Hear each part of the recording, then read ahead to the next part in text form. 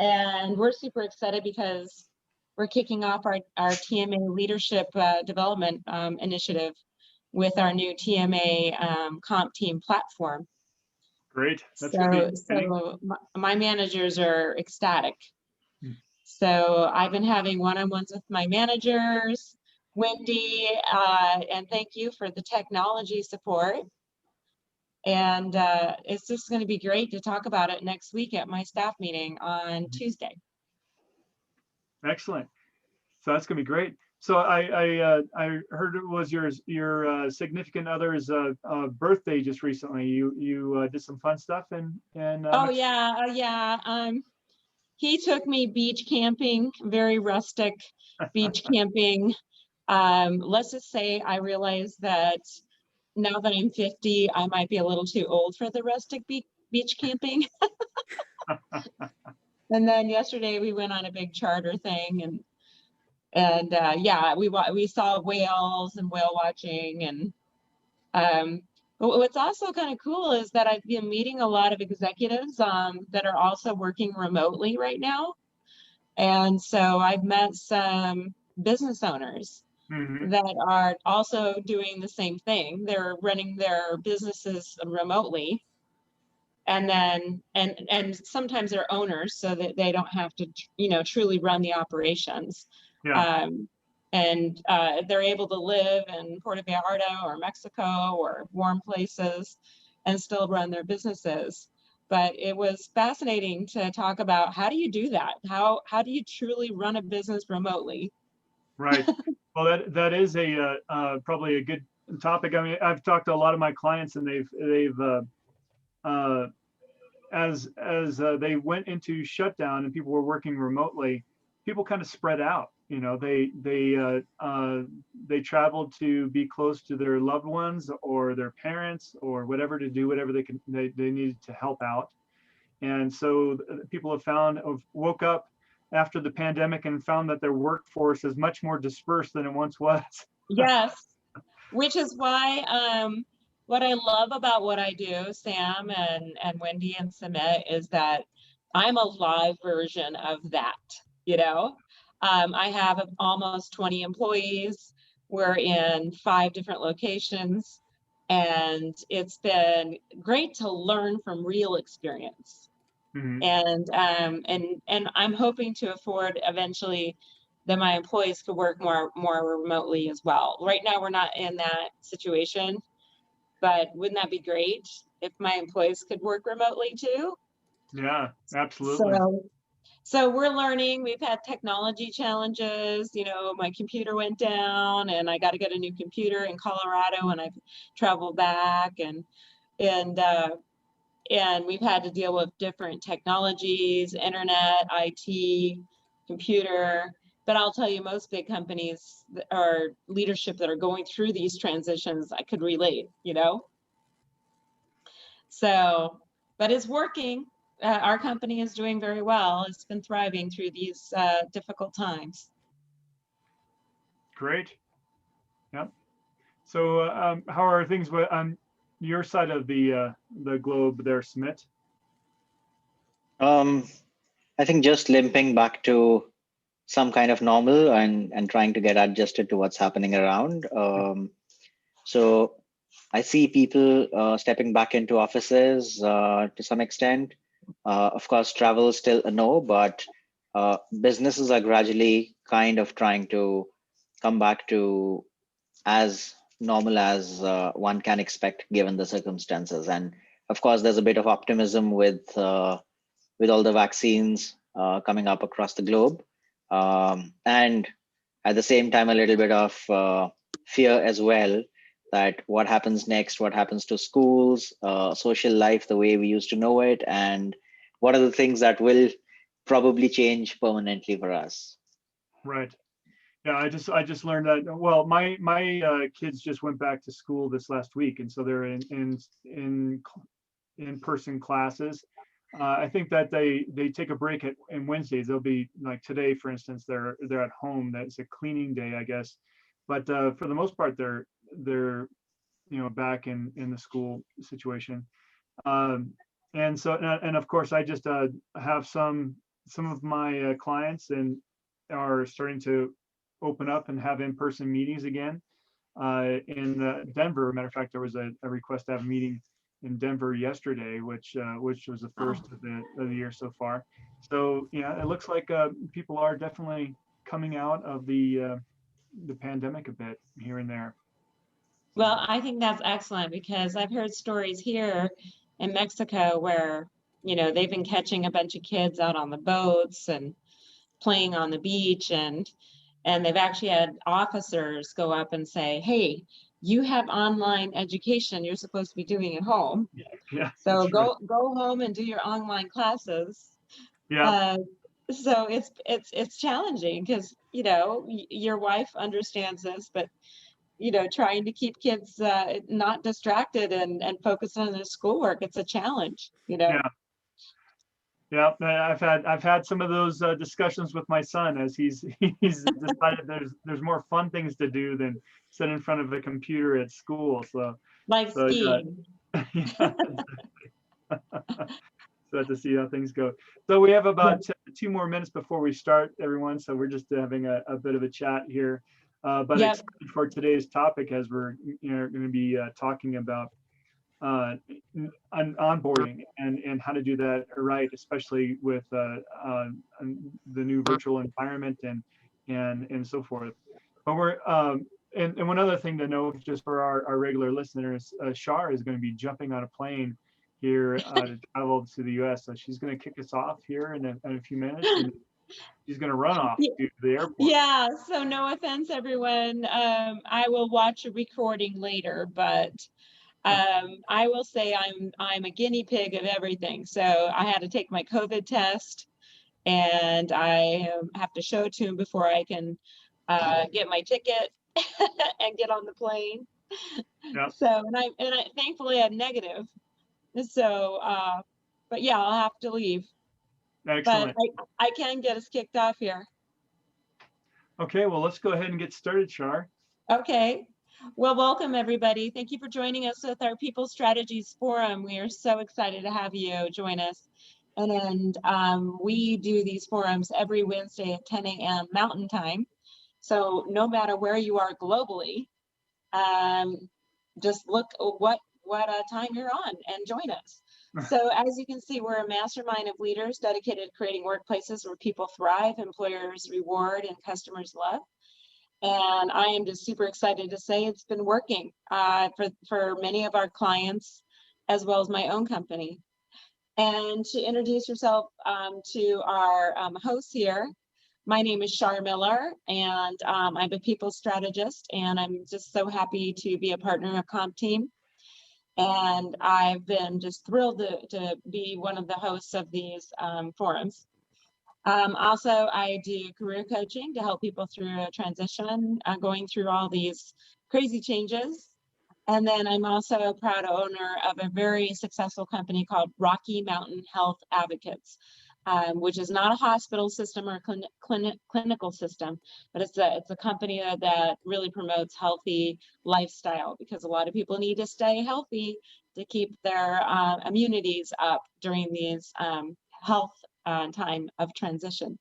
Happy to work with Sam Reeve here. He is awesome. He's a reward strategist, and he is CEO of Comp Team. And he has an outstanding group that has been helping us create these forums, and as well as many masterminds. So throughout 2021, you're going to. Oh, did Shar just freeze? Yeah. Oh, there you are. Go ahead. You're back on, Shar. Go ahead. Oh, I'm sorry. Well, here it is, technology we talked about. I was just saying I'm proud to work with you, Sam, as CEO and founder of Comp Team. And then also Sumit Singla is also one of our hosts, and he's a people strategist as well. And I've learned so much. He's from India, and I have to tell you, being a global employer, it's great to learn people strategy from somebody that has Sumit's background. So logistically, just want to say before we kick off our day and our speaker today, we are on a chat, so please participate down at the bottom. We also have a poll if you'd like to speak with any of us 15 minutes or so, let us know, and Sam and his team will get us connected. Also, please participate on the chat. Please participate on the Q&A, and if we can't get to your question today, we will get back with you. So I am very proud to introduce Wendy Graham, and she is the just an awesome dynamic learning and development professional, as you can see here on her bio. And she has a 20+ career. So today we are just so excited to listen to Wendy and Sam walk through onboarding. And so our title today is, if you want to go to the title screen. Oh, sorry. Oh, yeah. Very Welcome, everyone. And by the way, if you do comment, like Samit is saying, reply to both the panelists and the guests and the attendees, so everybody can see your questions. So, oh yes, so today Wendy and Samit will be talking about building employee loyalty with effective onboarding strategies. So it's challenging enough to hire great talent, but the next challenge is to help them feel welcome and productive, and help them part of your culture. So this is going to be a great discussion. And then at the end, we're going to have open discussions and questions. I might be gone because I'm traveling to the airport, but we're going to have open discussion at the end. Mm-hmm. So without further ado, let's get kicked off today. Yeah. So welcome, Wendy. One more thing I just wanted to mention is that we are multicasting on several different platforms, and so we'll be monitoring the Zoom platform right now as we look at the chat. So please be active in there. On the other areas where we are broadcasting, such as Facebook and LinkedIn and so forth, we won't be able to answer questions live on those particular forums, those areas, but we'll get back to your questions if you leave something in the box, and we'll make sure that we get back to that. So, great point. Also, we offer a complimentary TMA method, which is a particular tool that we talk a lot about. So on the poll, you'll be able to see if you would like to have a complimentary TMA method assessment, you'd be able to partake in that as well. So you can see here's the poll. And after you've clicked on one of those, you can just go ahead and reduce it back down. And we'd love to meet you. Mm-hmm. Great. And so you can just, I'll keep this open, but throughout the presentation here, but you can just minimize that if you'd like. Great. All right. So let's get started. I'm going to go ahead and Wendy, as I've had the pleasure of working with Wendy in my past life, and she's just a wonderful person as far as the knowledge that she has and bringing people on board, not only recruiting and training and development and onboarding, but she's just a wealth of knowledge. So I thought she would be an excellent guest here to tell us about the new trends that are going on in the onboarding place. So can you tell us a little bit about yourself there, Wendy? Thanks, Sam. It's so great to be here on my first People Strategy Forum as a co-host. So very excited. Something new for the bucket list. Check. So yeah, a little bit about me. I mean, I'm pretty geeky about onboarding because, gosh, I usually just have seen it done so badly. And, you know, it's like a pet peeve. Like, come on, how hard can it be to do a good job with this? And so, you know, that's, so I'm pretty geeky about it, and I'm pretty passionate about making it a priority, and, you know, not just saying it, but showing it through your actions, through the time that you invest, through the money that you invest. And I think that all organizations would really reap some benefits if they truly took some time to, you know, make this an important part of their talent management strategy. So yeah, I was thinking about my first job 20 years ago. I started with AIG's corporate learning and development and recruiting function, and none of the trainers wanted to do the orientation. It was like a hot potato. They couldn't get it fast enough to someone else.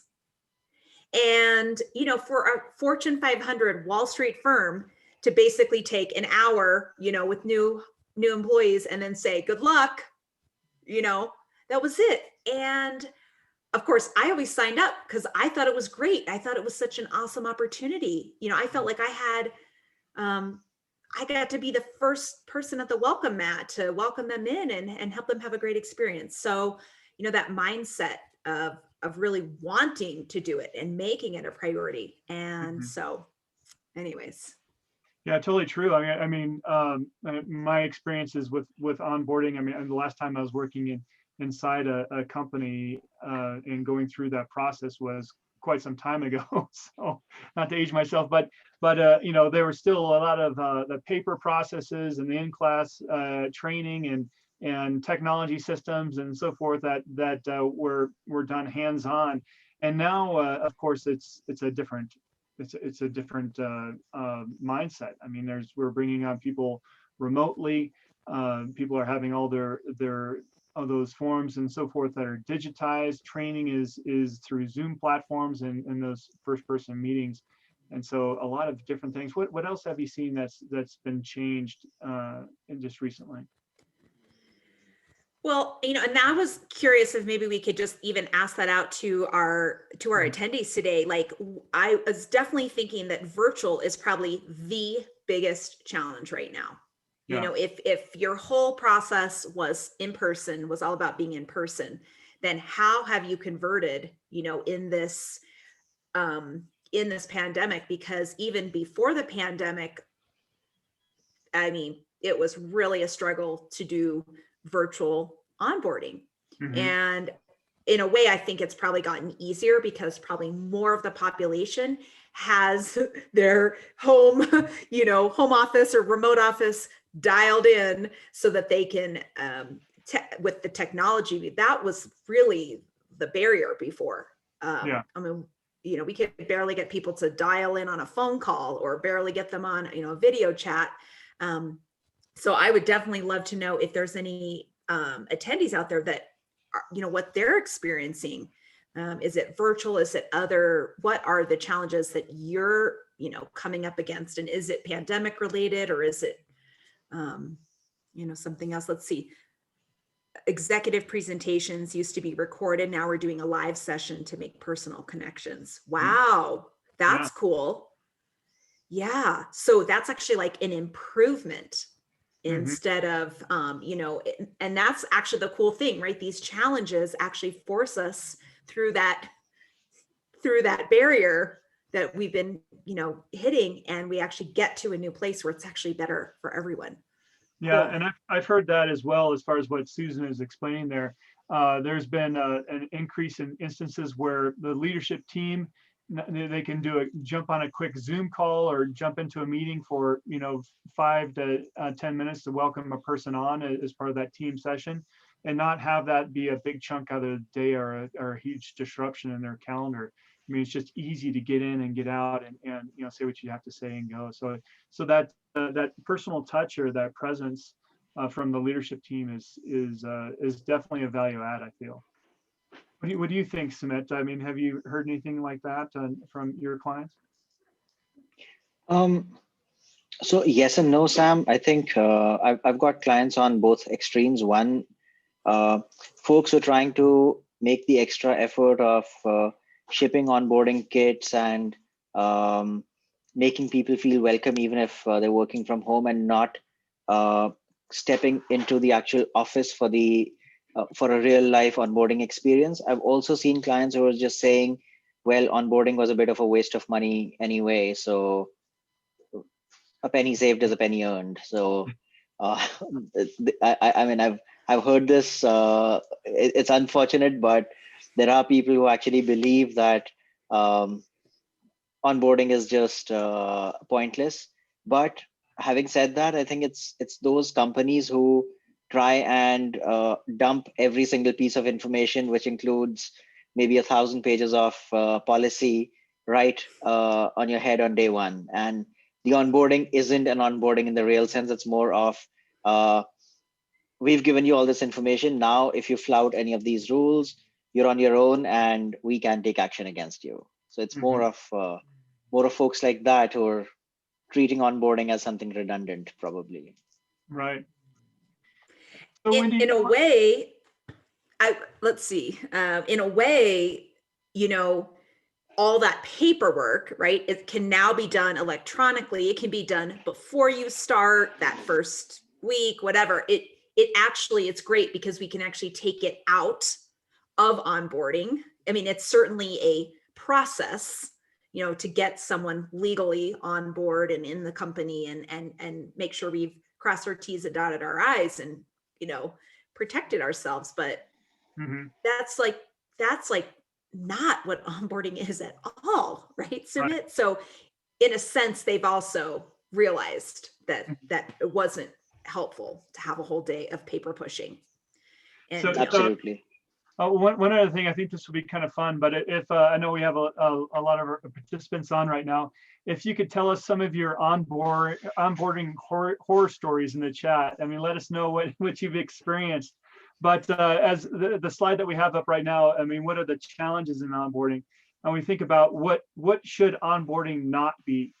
And from my particular experience, I mean, I've walked into organizations as a young professional and didn't have any kind of onboarding experience at some larger companies, especially because it was scheduled for maybe a few days away, where they were going to have it in a group. And so my first 2 days of walking into an organization, my manager came over and shook my hand and say, "Hey, welcome aboard. This is where you're going to sit." And then I basically sat in front of my computer trying to sort things out through my email for the rest of the day as other team members, you know, came on and said, "Oh, who are you?" and introduced themselves. So it was, and then I had to wait for 2 days until the onboarding session actually happened. And it was just, I just thought it was pretty odd. I didn't know any better at the time, but because that was one of my first experiences, but it was definitely odd. Another organization I did, they took their in-person and they had a virtual version, and it was just the same, you know, information. So 4 hours, you know, of a slideshow. Yeah. And not a good one. And I thought, are you kidding me? And this, of course, was, you know, pre-pandemic, and people, they did not have the technology. They couldn't see the screens. Sometimes they could only hear. Could you imagine being on a call for 4 hours and not even be able to see the slides? We got rid of that right away. I can relate to that, Wendy. So I underwent an induction where the finance part of the induction was about 4 hours, and the person walked us through how to fill up a timesheet, how accounting is done, various aspects. And honestly, I would rather have had a root canal treatment done than attend the 4 hours again. So it was quite horrifying. And in my opinion, the whole idea of onboarding should be to reassure a person that yes, you're in the right place, we've got you covered, rather than making them question on day one, no, this doesn't seem like the right place to be at all. Mm-hmm. First impressions last. We're definitely going to talk about that. Yeah. So, you know, we're kind of telling the horror stories, but you know, the next thing that I kind of want to, well, before we go on to, you know, what the opportunities are, another great statistic that just confirmed my internal gut and life experience is that 88% of organizations don't onboard well, according to Gallup polls. So, you know, Sumit, that's why we're all able to come up with these horror stories, right? Because we've all had one here, there, or the other. And, you know, we can talk about like the actual onboarding itself. One of our attendees was mentioning that instead of just one day, now they've spread it out over a week. And what I challenge people to think about is actually your onboarding starts before they come on board. And that is certainly, in my opinion, it's the very first time they even touch your company brand, your company website. You know, there's just that spark of, oh, maybe they have an opening. You know, they begin that talent acquisition process. And so I like to think of onboarding as really just it's the courting part, of meeting the company. And then certainly that, that first day, that first orientation, Sumit, if it's more painful than a dental procedure, then yeah, they're maybe rethinking. And guess what? You're not really invested at that point. So it's easy to leave, right? And I like to challenge people to think about onboarding to go all the way up to the first year. And because it's really easy, even that's great that we've already extended it from 1 day to 1 week, but can we even be more methodical about that whole first year? Because this is about really building loyalty with someone. And so it really is a courtship. And just because they've said yes to come on board doesn't mean they're invested in helping us reach our goals, right? So Absolutely. And I mean, yes, of course, the first year is important, but I think day one or the first couple of days are extra crucial. We're operating in a different model right now, but whenever offices open or prior to the lockdown, it would be so easy to just give the person, I mean, just to step into the shoes of a person who's coming to your office for the first time and say how to get there, who to meet, where to park, um, and whether or not your email address, your mobile devices, your laptop, all that is your enabling infrastructure going to be ready or not? Or are you just going to sit there reading through long presentations and brochures with nobody to guide you even to the cafeteria? So of course, in the virtual world, it's different, but it can still be done. I just don't think we're doing it right. So it's actually horrifying to see the numbers out there, and the numbers that you quoted, Wendy, they're quite an eye opener. I mean, if 88% people are not doing it right, but 82% retention benefits are there to onboarding, it's actually appalling how, as an entire race of HR professionals and business leaders, we're failing at it. Mm-hmm. yeah, another statistics around all those paperwork and processes is 58 people. Let's see, hang on. Yeah, an HCI, which is the HR organization, said 58% of organizations say their onboarding program is focused on processes and paperwork, right? So, I mean, that's the huge amount. And so I would love to see another study come out like post-pandemic to see how that's changed, because they've been forced to put all that online now. And now it's just, it can be eliminated from, this warm welcome that we want to give people on their first day, first week. Right. As I think about it, I mean, as what Lisa mentioned on the chat was really important. I mean, the fact that we're thinking about this as the first impression, that this is where we are really, the people that we're bringing on, they're at the pinnacle of their excitement, right? They're starting at this new company. And so how can we really leverage that environment? The fact that they're ecstatic and so forth. How can we get them excited about other things, getting them engaged, and also even getting other people engaged in their personal network, putting together, like, being a testimony to what the company is trying to deliver to their employees. What this takes me to next, this comment about if we were dating, before we have a date, can you please sign the prenup? We're putting this paperwork before I can even have a date with you. And and it doesn't feel good. And this, I think, is the key thing. Like, we could talk about all the cool strategies, all the cool things you can do for onboarding and, all of that. But I think the key thing that, all of us at Compting are really passionate about is, how do we take this experience that feels kind of like herding cattle and everyone just feels the same? I mean, I've been in an orientation where like a C-suite member was in there with someone else. And I'm not saying that they're different, but they got the same experience. And that was in one way very cool. But in another way, it's like, we clearly, we were not customizing the experience to the person. And so there's this like ace in our back pocket, which is we have tools that can help us see this person as an individual, and we can bring them on in a very custom way to them that makes them feel, that they can really resonate with. And so, but everyone just sort of has this cookie cutter approach to onboarding. I mean, I get it for efficiency. That is what people go towards. But is there a way in your process to individualize it, to make, to customize it for that person? Mhm. And so that idea that every person I date is going to sign a prenup, it's just like, you're just like anybody else. You're not an individual. And so that is how we're treating our new employees.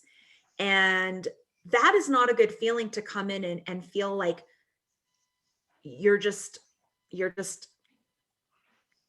the same as everyone else. No, you are your own unique individual person. In fact, that's why we hired you, because we think you're so cool. But yet you come in and we don't treat you like you're this really cool, unique person that we knew you are. And that's why we invited you on. So how do we take a more individualized approach in onboarding? What are the steps that we would take there, Wendy? Yeah. Well, one of the things that just always baffled me is, and I would love for our attendees, our participants to chat on this, I would love you to raise your hand if you can, so to speak, and say, are you using a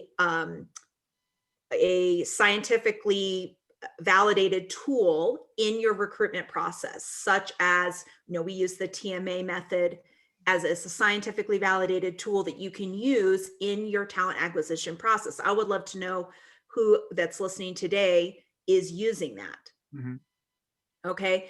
Because I think a lot of people are. Yeah. And in my experience, you've taken the time to learn how to use this tool. You're effectively using it in your talent acquisition process. And then what happens? You've got a goldmine of information about this person, but that's where it stops. We just used it for hiring, and then we didn't use it any further in that person's life cycle at the company. So, yeah. Just really quick, I have one person mentioned that that they use Culture Index in the past, which is another assessment tool. And I have some familiarity with that. One of my colleagues uses that tool as actually a practitioner in Culture Index. And I know that basically when a person takes that assessment, then they are classified in certain categories, like a maverick or a philosopher, these different things that at least tell them a little bit about that individual. And I know that the TMA method that we use is more of a conversational tool, where it doesn't actually classify a person into one thing or another, but it's designed to create a dialogue. So I think any one of those tools. And I believe, Wendy, aren't you PMI? What is that? What is PMI? Predictive Index, PI. Yeah. It's another great scientifically validated tool that you can use. It's EEO compliant. You can use it in your talent acquisition process. But hey, you've got this information now. Mm-hmm. Why aren't we passing that on to the people who are going to make that first day great, and that first week and first month? And so by that, I mean, obviously the leader, the manager, needs to have that information, and hopefully they already have that, through the acquisition process. But now, what about the team members? What if they had a clue about this unique, cool person that's coming onto their team ahead of time? Right. And they could start to make connections, ahead of time, and be able to, on day one, first week, really go out of their way to make a connection and start to build the fabric of the team, right? Mm-hmm. And then also, me as a trainer, as a learning and development facilitator, I want to know who's in my room. And and in my room, live, but virtually too, especially virtually. If I know that you are not going to be the kind of person to speak up, then I know I need to call on you, Sumit, to get you to engage. And if I know, Absolutely. Sam, that you're going to just be chatty the whole time, then I know that I can, I can work the room so that everyone gets a good experience. So, Mhm. this tool, many organizations are using at talent acquisition. And then why aren't they bringing it forward? Because Mhm. it's logical to bring it through in the onboarding. So, I think that's really the key, that if everyone could just pick one thing that they could do to improve their onboarding process, would be, what do we already know? And how can we share that with the people who are responsible for seeing them succeed Mhm. before day one? Are there certain techniques of doing that? Because I've been in organizations where, they'll send out an email blurb, basically, it's like, oh, today we're going to welcome so and so, and they have, they're passionate in these things, and these are their hobbies, and they have X many kids, and their spouse name is George, and and so forth, and things like this. And then I've been involved in others where they'll have a meeting on how to make their best first impression to that new team member, and they'll discuss a little bit of what they know about that person, so that they can find commonalities and so forth. So have you seen other techniques that work well, Wendy? Well, I love those. Another one that I think is really important is a phone call before their first day. Hmm. It takes just so little time to just pick up the phone for that leader to say, boy, we are so excited to have you, start with us on Monday, the Friday before. And I want you to know that I'm going to be meeting you, set those expectations, because sometimes the communication isn't that great. This handoff between talent acquisition and onboarding team, which is, the leader, maybe somebody from HR, maybe someone from learning and development, and the new team that they're going to be joining, right? And so there's a couple of people, and the handoff has to be smooth. So a phone call, and maybe you read that person's profile before you pick up the phone. And if you know that they're going to really benefit from learning, maybe their learning preference is physical, and so they want to be able to get in there and start playing around and learn that way, you can say, hey, I know that there's going to be this video conference call the first day, and that may not be your preference for learning, but I promise you during the first week, we're going to get you practicing, get you lots of opportunities. So you can address that you can customize the orientation and onboarding for them, for their preference. They're already like, oh, that is so cool. They know how I like to learn. That immediately builds loyalty, trust in the organization. Now I'm before I even walk in the door, I already feel more loyal to this new company that I'm starting with. Yeah, I'd have to say that's one of the big mistakes that I've seen a lot of companies make is just the failure to do homework. I mean, we have so many tools available to us today, and a lot of them are free, right? I mean, just simply before 5 minutes before the call, going into and looking at a person's LinkedIn profile, and or the resume that they submitted, or their cover letter, or like these assessments that we mentioned. I mean, it only takes a few moments before the call to be able to do that.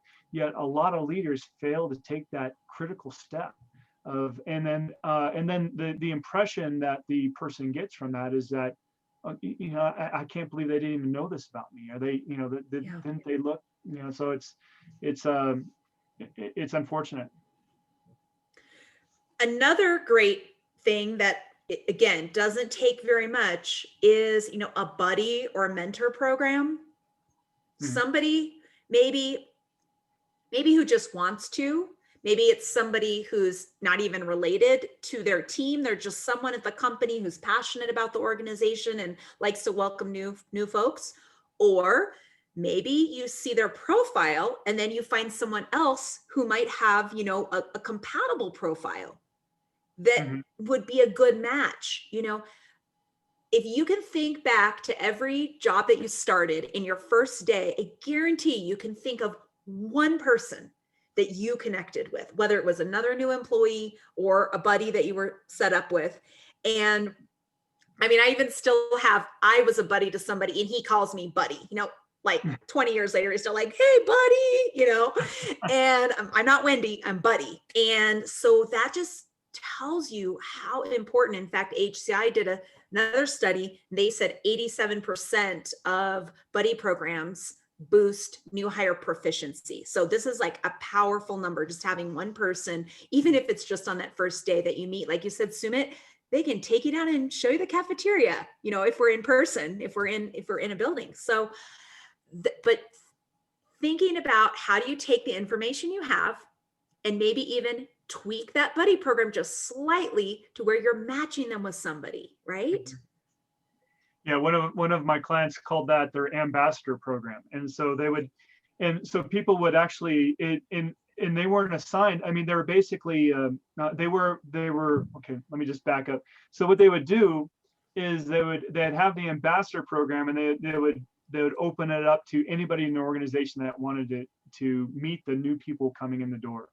And they had tons of people sign up. I mean, basically they would get, a half a day off, and they would welcome this person on and take them through the building, or in a virtual environment. Of course, you would show them how to use all the cool tools and do that Zoom and work through the process and answer questions. And then they were able to take their through lunch off, even taking that person to lunch if they wanted to. So it was really successful, and it was a high impact on the new recruits coming in. Have you seen anything like that, Sumit, or any program similar to that? So I think Sam, companies which think of onboarding as part of the overall talent management experience, they tend to do well on onboarding, because onboarding is not only a sales exercise for them then. So it's more of it's more authentic, it's more aligned with what you can expect even 6 months or 6 years after being in the organization. It's not only a sales pitch, and it's not you getting pulled into a conference room and getting free pizza and drinks on the house. So some of the things I've seen, I've been a huge fan of Accenture's onboarding process, which is an organization I've spent a lot of time working for. And I think it ticks all the boxes in terms of what Wendy and you mentioned, making people feel welcome, getting them to fill up a blurb. So folks knowing who you are, and they would encourage you to share stuff that's not on your CV. So people do know about you from your LinkedIn, but any extra information that's not on your CV is welcome. There are multiple buddies assigned. So one of the buddies is more of your go-to person. How do I fill up a timesheet? Where do I find the cafeteria? How do I get a parking sticker and stuff like that? And another person is more of a culture buddy or a culture ambassador, who makes the values and the overall culture of the organization come alive for you. And they wouldn't answer questions which are more transactional, but they would help you in settling into the culture and making sure that you're aware of all the inclusion and diversity practices and how you can really cultivate your sense of belonging with the organization. That's great. Thanks, Sumit. Now, I know that there's a lot of good ideas here, and then but as far as looking at solutions, I think Susan alluded to this earlier, and Wendy, when we were talking about this last week, you were mentioning about a multi-phased approach to onboarding. It's not just one day thing. It's not, and so forth. Can you tell us a little bit more about that? Well, yeah, and actually Susan made a comment in the chat that I'll just allude to, which is she said, she holds monthly lunches or coffee pot discussions, and that's that long-term vision. Like I said, you have to think about it from before day one all the way up to year one, because it's really a process of unfolding to where you suddenly feel part of the new family that you've joined, and you understand the culture of the family and you fit in somewhere. And that allows you to actually just be yourself. And when we are ourselves, that's when we show up, when we really show up fully, and now I can perform fully, right? And I feel confident that I'm bringing some value to the organization and I'm engaged. But that takes time. A lot of studies say 3 months before someone is actually just, really manifesting their full potential. And so obviously it does take time just for that piece to even happen and for me to feel fully part of my team, right? And so we do want to think about a strategy. For me, I think of before day one. I think of day one, which is the orientation usually, and then the first week, which is me, having time with my leader and having time with my team, and probably some, nuts and bolts and processes and things like that, and technology, and it's really just a moving in week. Then what about the first month? What about the first 3 months? And then I say all the way up to the first year. You have to plan for this, because otherwise you are going to be too busy. Most people don't even plan time on day one or on week one, much less the first month.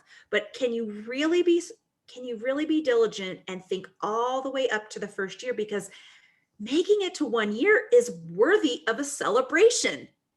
And if you let that go, or if you're the kind of leader that oh shoot, it's my person's first anniversary and you forgot, and then you run out at lunch and you go down the aisle at CVS and get something kind of cheesy, and they know that you didn't plan, you forgot. And that's actually worse. That's actually worse than if you just plan for it, I'll give you an example. I was part of a small startup that got bought several times. And when we got bought, they had the best intentions. They had an automated program that would send you a certificate on your anniversary from the leader, but it said for your service at this company, right? Well, and of course, we had just been bought, and people were like, I haven't worked for 10 years for this company, and it actually put people off. And so, maybe we just are all too sensitive, and we just need to get the ulterior, motive. But it was kind of impersonal, and people were a little bit bruised from the merger and the acquisition and all that. And so you got to be sensitive. These are human beings; they're not robots, right? Even robots have more feelings than that. And so, thinking about your first year and doing it right and actually planning it. So I think that's really, really important. Yeah. Yeah. So I was just going to mention one thing that I saw another of my clients do is that they had the mindset that at the first, so basically they wanted to get a couple touch points here. When there was the first onboarding session, or through the first week, they wanted to take advantage of the excitement of that particular person coming on board and get their impressions on something that they could use as almost like what was it like to start at this company, and it was like a little video thing, and then they would give their feedback on incitement, and sometimes they would use that in some of their promotional materials. And then the next thing that was a big goal of manager is to ensure that the first year was stellar, and that the result is that they wanted to get a testimonial from that particular employee at the end of that first year about their experience and what they think of the company and so forth. And that goal set it in their manager's mind to make that year very special. And all years should be special, right? But the thing is setting the habit and setting the engagement with that individual, and with the end result of having that testimonial. And that was a sign of the success of the manager, and also the success of the onboarding process. So I thought that was a pretty neat way to go about it. That manager is held accountable for the survey results. Yes. Mm-hmm. I mean, absolutely. Absolutely. And, that first month, Sam, you and I have talked about this, that you got to give that new team member some homework. And you have to set aside your ego. You may think, we're great, our company's awesome, our team is amazing. Set it aside, because that new person has a different lens. They have a third eye lens. And when they say, this isn't that clear, this is kind of confusing to me, why do you guys do it this way, right?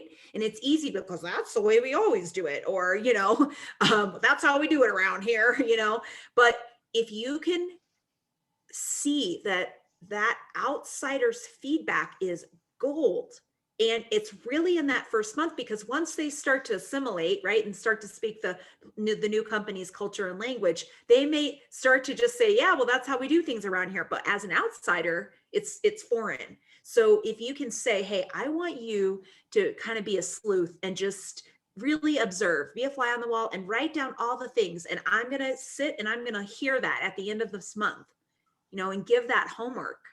That's another. So maybe don't wait till, usually companies do a 90-day, 90-day, how has it been so far, which is awesome. Keep doing that. But what about that first month?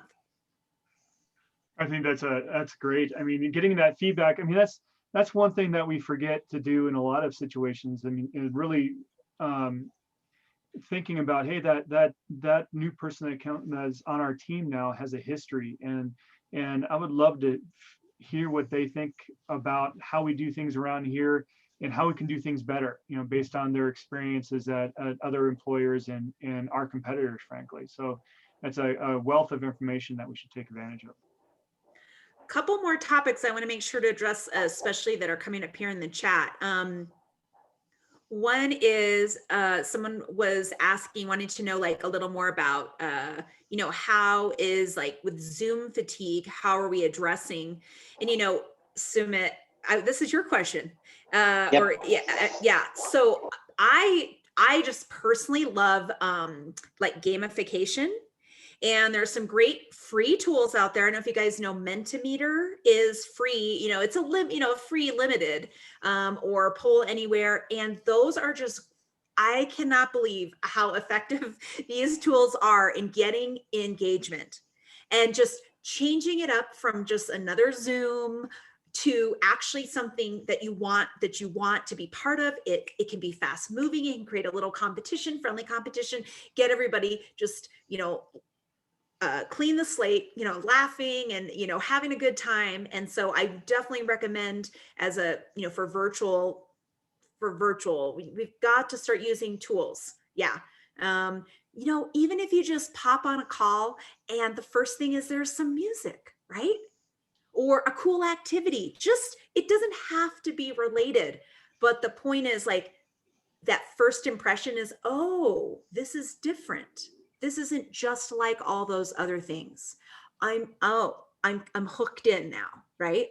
So, those, I really encourage people to do that. And then another thing that Lisa mentioned, and this was something, I remember this was like the bane of my existence, was trying to get these CEOs and C-suite every time. We had a Monday orientation or something, and I wanted a C-suite person there every time. And that was like the best part of it. And it was, it took a little bit of arm twisting to get them on board. And there was a lot of, it was a lot of work, but that these new folks got to meet the CEO and hear their story, and that CEO got to meet them. And then later on, we were all in the cafeteria and the CEO was getting coffee at the Starbucks, or whatever. It just, that's the culture. That's where this is what we need to be doing on day one, right? And hearing from that CEO and feeling empowered, like, yeah, okay, I'm going to help this company succeed. Because look at this person's dedicated their life to helping this company succeed. I can help with that, right? And be inspired. I remember, the first CEO when I was at AIG, he started in the mailroom, and those stories are, and now he's been the CEO for all these years and very, very successful. And so those stories, those little pieces really go a long way. Yeah, so that's the one thing that one of the products that our services I give to my clients is called the Workforce Experience Scorecard. And part of that is measuring impact.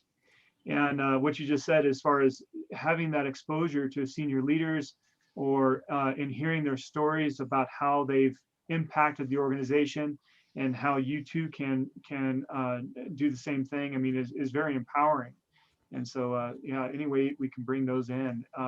Another, just, and I mentioned this, a program that this company had was they actually, when a person was onboarded or when a person came onto the company, they were scheduled into a lunch with leadership, and it would either be the CEO or the head of the leader of their department, and that would be a group lunch with that was maybe, you know, a month into the session or into when they started.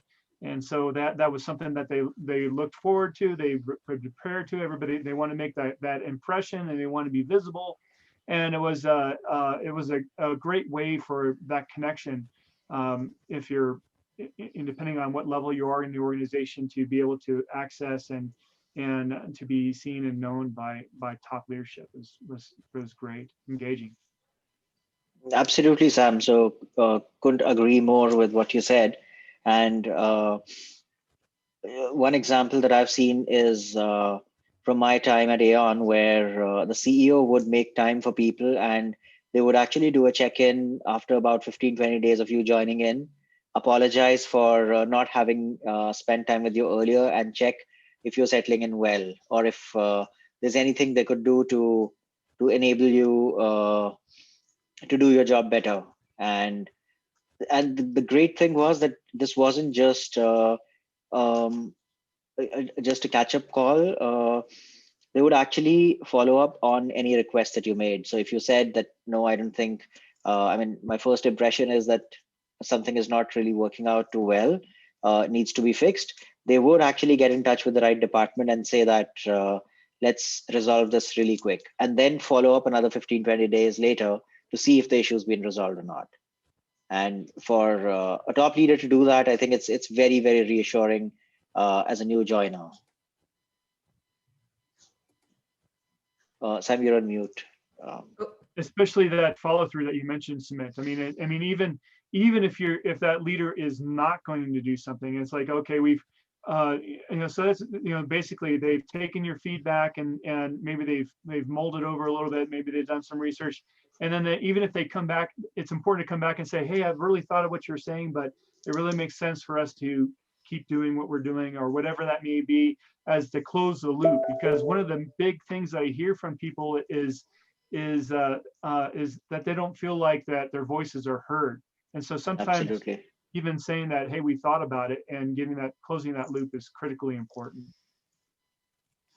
And the great thing is that with technology, giving people voices has become much easier. So you don't really have to get into long drawn surveys and say, here's a 60 question or a 90 question or a 800 question survey for you. You can simply have things like, I mean, similar to the tools that Wendy mentioned, you can have tools that gauge your mood on a particular day. So every few days, you can just give them a set of emoticons and say, how are you feeling? And you can gauge the transition in the mood over a period of time and say that a lot of people seem to feel a little unhappy between the 7th day and the 20th day, let's say. So what are we doing wrong there? And that's when you can start diving into more detailed conversations and see how you can make it a better experience for people. So, I mean, Sam, you brought up the workforce experience scorecard, and I think onboarding is step one in creating a good workforce experience, right? Right, absolutely. And so, in Sumit, I know you mentioned there's a lot of tools out there. So one that I would mention that I thought was interesting is it's a startup out of Utah, and it's Olumo, SOLUMO, and it's basically they're using your text, so that they'll send their employees texts here and there. I mean, it's scheduled to go out on different times, and it gets people's feedback on different things in the organization, almost like a pulse employee opinion survey that's done real time throughout the year. And it's really interesting. They can get really good statistics on the sentiment of your people around certain topics and their experience. So that can be one thing that they can do. So Wendy, I know as we're getting towards the top of the hour here, when a company goes through an exceptional onboarding experience, what can they expect as far as the benefits? Well, if I come in as an individual versus, one of many, all the same, then that piece about me feeling loyal to the company, it starts to build even before my first day.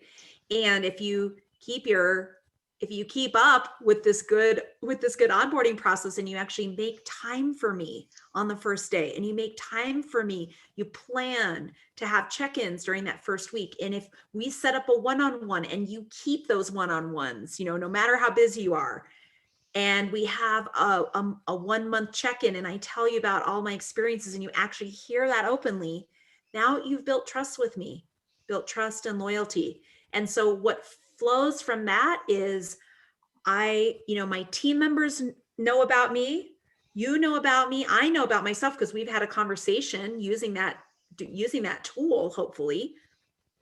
And you know what I need and what my preferences are. And as a leader, you're working towards that. And as an individual, I know how I need to flex to work within the team. And so as a result, our team building happens faster. I feel, part of the family quicker. I know the culture better. I can navigate myself through the organization to become more productive more quickly. I am engaged, my personal satisfaction, my professional satisfaction. Hey, all this stuff is happening at a much faster speed. And I'm really committed, versus a lot of people keep, 1 foot on the other side of the fence just to see. They don't want to commit fully. But when you build trust and loyalty with me right from the start, and then you keep it up over time, and I can see there's a celebration planned for 1 year on the calendar ahead of time, with my whole team, you've thought about that ahead of time. I mean, it's like I've got accountability buddies, right? I'm in it, fully committed, and I'm fully functioning, I'm fully productive, I'm fully engaged. So all those things happen, and they happen more quickly. And then that's great for me, but how does it affect you as the business owner or the business leader? Is the disruption to your business is minimized, right? Because I'm on quicker and I'm producing more fully. And so as a business, there's less disruption. The cost to bring me on, then you retain that if I stick around. So there's cost and time, and all of that is retained if the person has a great experience, and that's really tailored to them and their preferences, desires, needs, and wants. Well, I think that's very powerful, Wendy. I mean, one of the big things that we talk about here on the forum a lot is having an integrated approach. And I know that we've talked about the integrated talent management approach with TMA. I think one of the most important things with when we look at recruiting and sourcing people and onboarding and developing and teaming and all these different factors of the talent journey, is that we are connecting them together. They make sense in a cohesive fashion. I mean, we mentioned earlier on in this call about the assessments that were done, and I know that a lot of people out there have done assessments in their organization. And I remember them doing at some of at Barclays and BlackRock when we had these assessments that came in.